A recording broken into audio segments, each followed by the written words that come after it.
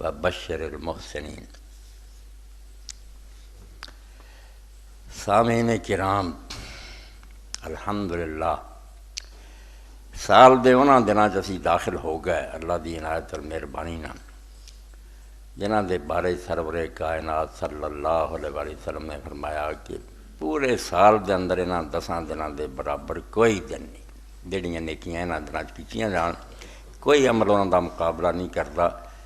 اس تو اللہ دا فضل ہویا بے سانوں یہ دن نصیب ہو گیا، 3 تاریخ ہو گئی، اور اگلا جمعہ انشاءاللہ حدیث پاک جو فرمایا گیا کہ 2 عیداں اللہ تعالیٰ نے اس سال اکٹھیاں کرتیاں، ایک عید اور ناڑی جمعہ۔ بدقسمتی دین تو ناواقفی پاروں لوگ آندے 2 اکٹھے ہو جان تے پتہ نہیں کہ حکومت تے کی پاری ہوندی ہے تے لوگاں تے کی مصیبت ہوندی، نہیں، یہ اجتماعی عیدین ہوندا کہ 2 عیداں اللہ تعالیٰ اکٹھیاں کر دیندا، خوشی دی گل، بہت بڑی خوشی دی گل ہے۔ اس تو حضرت نعمان بن بشیر رضی اللہ تعالیٰ عنہ فرماؤندے کئی مرتبہ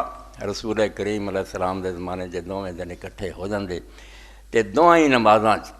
نماز عید چی اور نماز جمعہ چی پھر رسول کریم علیہ السلام ایک ہی صورتاں پڑھتے،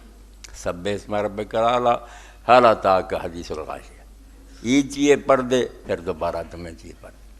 جمعے دی نماز جڑی یہ سکوت نہیں ہو جاتا، جمعہ جڑا ہے ختم ہو جاتا، بالکل میں لوگوں نے بے علمی پر گل بنائی ہے، وہ صحیح بات ہے۔ جڑے دور دراز علاقوں تو حوالی چ لوگ آتے تھے انہوں نے حضرت عثمان رضی اللہ عنہ نے فرمایا